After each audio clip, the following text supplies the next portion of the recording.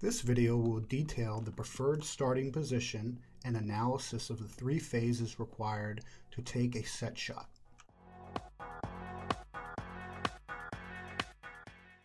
In the starting position, the trunk is almost vertical, while the head and eyes are always facing to the basket. The shoulder is in 20 degrees of flexion and adducted to 0 degrees or more so that the lower arm stays vertical to the ground. The elbow is flexed to 150 degrees and the wrist is in full extension, 70 degrees. The fingers are abducted and the ball is in contact only with fingers and thumb. During phase 1 elevation, the shoulder and arms elevate the ball a few inches higher than the head. Shoulder elevation and flexion occur to an end position where the shoulder and elbow are in 90 degrees flexion and the wrist is in full extension. During phase 2, the player flexes the shoulder further and extends the elbow in order to give a push force on the ball. At the end of this phase, the shoulder is in 150 degrees of flexion, the elbow is moving to extension, and the wrist is flexing to give a final push on the ball. This phase finishes when the ball ceases contact with the middle finger of the shooting arm. The wrist is in 30 degrees of flexion.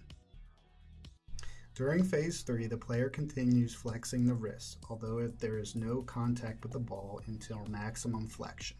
The shoulder stays flexed at 150 degrees and the elbow remains fully extended.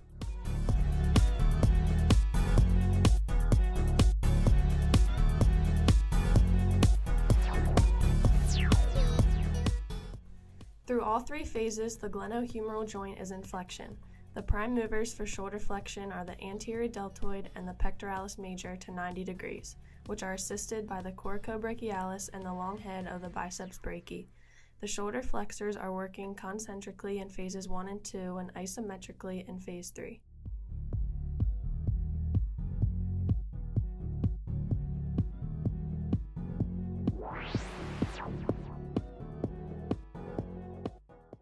In phase 1, the humeral ulnar joint is in flexion. The prime movers for elbow flexion are the brachialis muscle and the biceps brachii, which are assisted by the brachioradialis.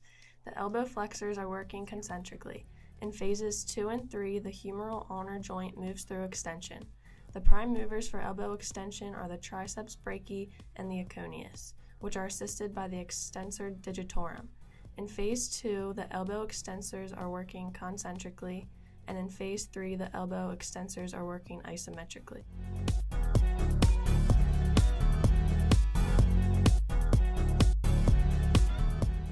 In phase 1, the radiocarpal joint is in hyperextension. The prime movers are the flexor carpi radialis and the flexor carpi ulnaris, which are assisted by the palmaris longus. The wrist flexors are working eccentrically.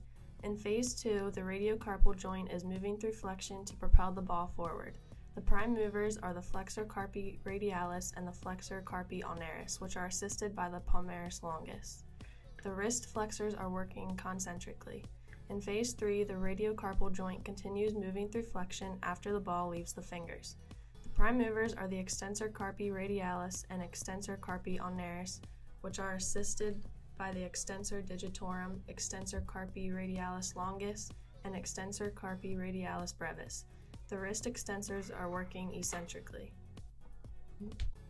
The glenohumeral, humeral ulnar, and radiocarpal joints are only 3 of the articulations involved with the motion. A set shot requires many joints and muscles working together to perform the full motion.